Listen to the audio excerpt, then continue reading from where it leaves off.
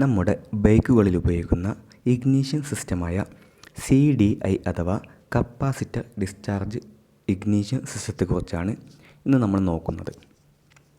CDI സിസ്റ്റത്തിൻ്റെ ഒരു ഡയഗ്രാമാണ് നമ്മൾ കാണുന്നത്. ഇതിനെ മൂന്നായി നമുക്ക് ഡിവൈഡ് ചെയ്യാം. ഒന്ന് കപ്പാസിറ്റർ ചാർജിങ് സർക്യൂട്ട് എന്നും, രണ്ടാമത്തേത് ട്രിഗറിങ് സർക്യൂട്ട് എന്നും, മൂന്നാമത്തേത് ഇഗ്നിഷൻ കോയിൽ സർക്യൂട്ട് എന്നും നമുക്ക് വിളിക്കാം. ചുവന്ന നിറത്തിൽ കാണുന്നതാണ് കപ്പാസിറ്റർ ചാർജിങ് സർക്യൂട്ട്. ഇത് കപ്പാസിറ്ററിനെ ചാർജ് ചെയ്യാൻ വേണ്ടി നമ്മൾ ഉപയോഗിക്കുന്നു. പച്ച നിറത്തിൽ കാണുന്നതാണ് ട്രിഗറിങ് സർക്യൂട്ട്. ഇത് ചാർജായ കപ്പാസിറ്ററിൽ നിന്നും അതിലെ ചാർജ് ഇഗ്നിഷൻ കോയിലിലേക്ക് നൽകുന്നതിന് വേണ്ടി നമ്മൾ ഉപയോഗിക്കുന്നു. സ്പാർക്ക് പ്ലഗിലേക്ക് ഉയർന്ന വോൾട്ടേജ് നൽകി സ്പാർക്ക് ഉണ്ടാക്കുന്നതിന് വേണ്ടിയിട്ടാണ് ഇഗ്നിഷൻ കോയിൽ സർക്യൂട്ട് നമ്മൾ ഉപയോഗിക്കുന്നത്. ആദ്യം കപ്പാസിറ്റർ ചാർജിങ് സർക്യൂട്ടിലേക്ക് നമുക്ക് നോക്കാം. ഇവിടെ ആൾട്ടർനേറ്റർ അല്ലെങ്കിൽ എൻജിൻ ജനറേറ്ററിൽ നിന്നും ഒരു AC വൈദ്യുതി ഉൽപ്പാദിപ്പിക്കപ്പെടുന്നു. AC വൈദ്യുതി ഉൽപ്പാദിപ്പിക്കപ്പെടുന്നത് ഒരു റൊട്ടേറ്റിംഗ് മാഗ്നറ്റ് നമ്മുടെ എൻജിൻ ക്രാങ്ക് ഷാഫ്റ്റിൽ കൊടുത്തിട്ടുണ്ട്. അതിന് ചുറ്റും സ്റ്റേഷനറി ആയിട്ട് എക്സൈറ്റർ കോയിലുകളും നൽകിയിട്ടുണ്ട്. ഈ റൊട്ടേറ്റിംഗ് മാഗ്നറ്റ് എൻജിൻ അനുസരിച്ചിട്ട് കറങ്ങിക്കൊണ്ടിരിക്കുമ്പോൾ എക്സൈറ്റർ കോയിലിൽ ഒരു EMF അനുഭവപ്പെടും, EMF ഉണ്ടാവും. ഈ EMF ഒരു AC വൈദ്യുതി ആയിരിക്കും. അതായത് പോസിറ്റീവ് ഹാഫ് സൈക്കിളും നെഗറ്റീവ് ഹാഫ് സൈക്കിളുമുള്ള ഒരു AC വൈദ്യുതി ആയിരിക്കും ഈ എക്സൈറ്റർ കോയിലിൽ ഉണ്ടാവുക. നമ്മൾ കപ്പാസിറ്ററിനെ ചാർജ് ചെയ്യുന്നത് പോസിറ്റീവ് അല്ലെങ്കിൽ DCയിൽ മാത്രമായതിനാൽ ഒരു ഡയോഡ് വഴിയാണ് ഈ AC കറൻറ്റ് കപ്പാസിറ്ററിനെ ചാർജ് ചെയ്യുന്നത്. ഈ ഡയോഡ് D1 ആണ് ഇവിടെ നമുക്ക് കാണാൻ കഴിയുക. ഈ D1 ഡയോഡ് പോസിറ്റീവ് ഹാഫ് സൈക്കിളിനെ മാത്രം കപ്പാസിറ്ററിലേക്ക് കടത്തിവിടുന്നു. D1 ഡയോഡിന് വേറൊരു ഫംഗ്ഷൻ കൂടിയുണ്ട്. അത് കപ്പാസിറ്ററിനെ ഓപ്പോസിറ്റ് ഡയറക്ഷനിൽ, അതായത് തിരികെ ഡിസ്ചാർജ് ചെയ്യുന്നതിൽ നിന്നും തടയുകയും ചെയ്യുന്നു. ഡയോഡ് ഒരു വശത്തേക്ക് മാത്രമാണ് വൈദ്യുതി കടത്തിവിടുക. അങ്ങനെ കപ്പാസിറ്റർ മുഴുവനായും ചാർജ് ആവുന്നു. ഇനി ട്രിഗറിങ് സർക്യൂട്ടിലുള്ളത് ഒരു പൾസ് റോട്ടോറാണ്. എൻജിൻ്റെ കംപ്രഷൻ, പവർ, എക്സ്ഹോസ്റ്റ്, സക്ഷൻ തുടങ്ങിയ പൊസിഷനുകൾക്കനുസരിച്ചിട്ട് പൾസ് റോട്ടോർ കറങ്ങുകയും ചെയ്യും. പൾസ് റോട്ടോറിൻ്റെ തൊട്ട് അരികെയായി നമുക്കൊരു ചെറിയൊരു മാഗ്നറ്റ് കൂടി കാണാം. ഒരു ചെറിയ സ്ക്വയറിലുള്ളൊരു മാഗ്നറ്റാണ് പൾസ് റോട്ടോറിൻ്റെ അറ്റത്തുള്ളത്. ഈ പൾസ് റോട്ടോർ സക്ഷനിലും കംപ്രഷനിലും എക്സോസ്റ്റിലുമൊക്കെ കറങ്ങിക്കൊണ്ടിരിക്കും. ഇത് നമ്മുടെ കംപ്രഷൻ സ്ട്രോക്കിൻ്റെ അവസാനം, അതായത് എക്സാക്റ്റ് സ്പാർക്ക് നൽകേണ്ട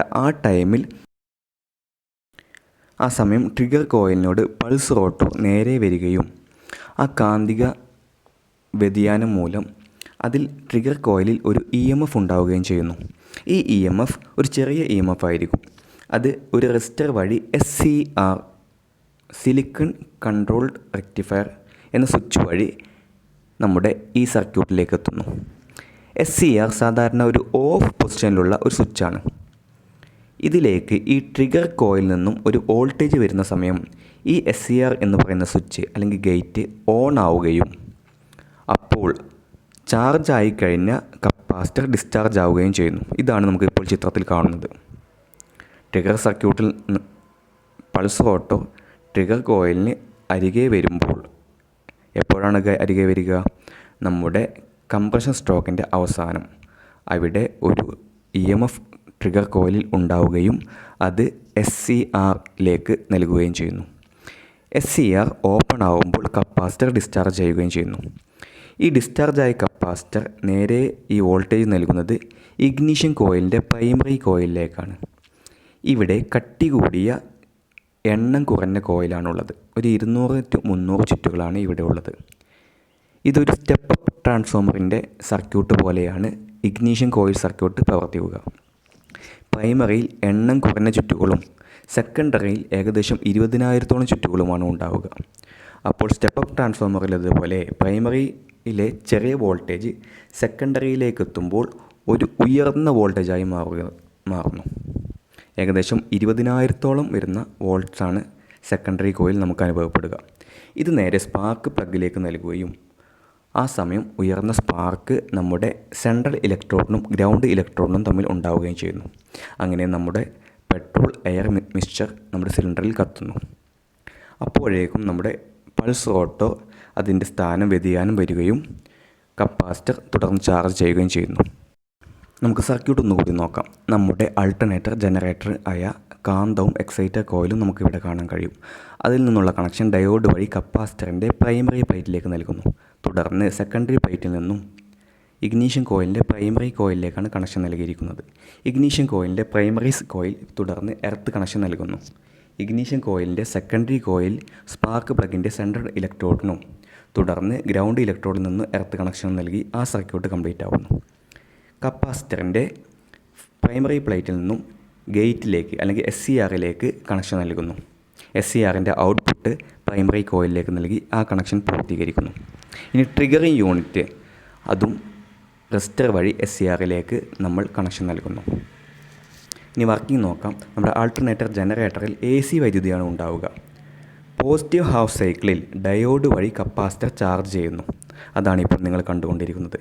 പക്ഷേ കാന്തം കറങ്ങിക്കൊണ്ടിരിക്കുന്നതിനാൽ വൈദ്യുതിയുടെ ദിശ മാറുമ്പോൾ നമ്മുടെ ഡയോഡ് ഈ കറണ്ടിനെ കടത്തിവിടില്ല. വെറും പോസിറ്റീവ് ഹാഫ് സൈക്കിൾ മാത്രമാണ് ഡയോഡ് കടത്തിവിടുക. ഈ സമയം തന്നെ ഡയോഡ് എന്ത് ചെയ്യും? കപ്പാസിറ്ററിലെ ചാർജിനെ ഡിസ്ചാർജ് ചെയ്യുന്നത് തടയുകയും ചെയ്യുന്നു. അത് നിങ്ങൾക്കിപ്പോൾ കാണാം. അത് തടയുന്നു, ഇങ്ങോട്ട് വരുന്നില്ല, തിരികെ വരുന്നില്ല. ഇനി ഇങ്ങനെ തുടർച്ചയായി കപ്പാസിറ്റർ ചാർജ് ചെയ്ത് കഴിഞ്ഞാൽ വീണ്ടും കാന്തം കറങ്ങുന്നു, വീണ്ടും ഡയോഡ് പോസിറ്റീവ് സൈക്കിളിനെ കടത്തിവിടുന്നു. അങ്ങനെ കപ്പാസിറ്റർ മുഴുവനായി ചാർജ് ചെയ്ത് കഴിഞ്ഞാൽ നമ്മുടെ ട്രിഗർ യൂണിറ്റിലേക്ക് ശ്രദ്ധിക്കുക. ഇപ്പോൾ ട്രിഗർ യൂണിറ്റിലെ പൾസ് ഓട്ടോ ആ കോയിലിനോട് അടുത്ത് വരികയും തുടർന്ന് SCR ഒരു ട്രിഗർ കറൻറ്റ് ആക്ടിവേറ്റ് ചെയ്യുന്നു. അങ്ങനെ SCR എന്ന് പറയുന്ന സ്വിച്ച് ഓൺ ആവുമ്പോൾ കപ്പാസിറ്ററിലെ ചാർജ് പ്രൈമറി കോയിലിലേക്ക് ഡിസ്ചാർജ് ചെയ്യുന്നു. തുടർന്ന് ഇഗ്നീഷൻ കോയിൽ ഒരു സ്റ്റെപ്പ് ട്രാൻസ്ഫോമറായി വർക്ക് ചെയ്ത് സ്പാർക്ക് പ്ലഗിൽ ഒരു സ്പാർക്ക് ഉണ്ടാക്കുന്നു. നിങ്ങൾക്കിപ്പോൾ സ്പാർക്ക് ഉണ്ടായതായി കാണാം. ഇങ്ങനെയാണ് നമ്മുടെ മോട്ടോർ സൈക്കിൾ ബൈക്കുകളിൽ വർക്ക് ചെയ്യുന്നത്. ഈ ട്രിഗർ യൂണിറ്റിലെ പൾസ് ഓട്ടോ കംപ്രഷൻ, എക്സോസ്റ്റ്, സക്ഷൻ ഇവയ്ക്കനുസരിച്ചാണ് കറങ്ങുന്നത്. എക്സാക്റ്റായി കംപ്രഷൻ സ്ട്രോക്കിൻ്റെ അവസാനമാണ് ഈ ട്രിഗർ യൂണിറ്റിലെ പൾസ് ഓട്ടോ ഈ കോയിലിനടുത്തേക്ക് വരിക. ആ ചുവപ്പ് കാണുന്നതാണ് പൾസ് റോട്ടറിലെ കാന്തം. അത് കറങ്ങി കംപ്രഷൻ സ്ട്രോക്കിൻ്റെ അവസാനം ഇപ്പോൾ അടുത്ത് വരുമ്പോൾ ഒരു കറണ്ട് SCR എന്ന് പറയുന്ന ഗേറ്റിലേക്ക് വരികയും അപ്പോഴാണ് കപ്പാസിറ്റർ ഡിസ്ചാർജ് ചെയ്യുക. CDIയുടെ വർക്കിംഗ് മനസ്സിലായി എന്ന് കരുതുന്നു. പ്രധാന ഭാഗമാണ് ട്രിഗറിങ് യൂണിറ്റും SCR എന്ന് പറയുന്ന ഒരു ഗേറ്റും.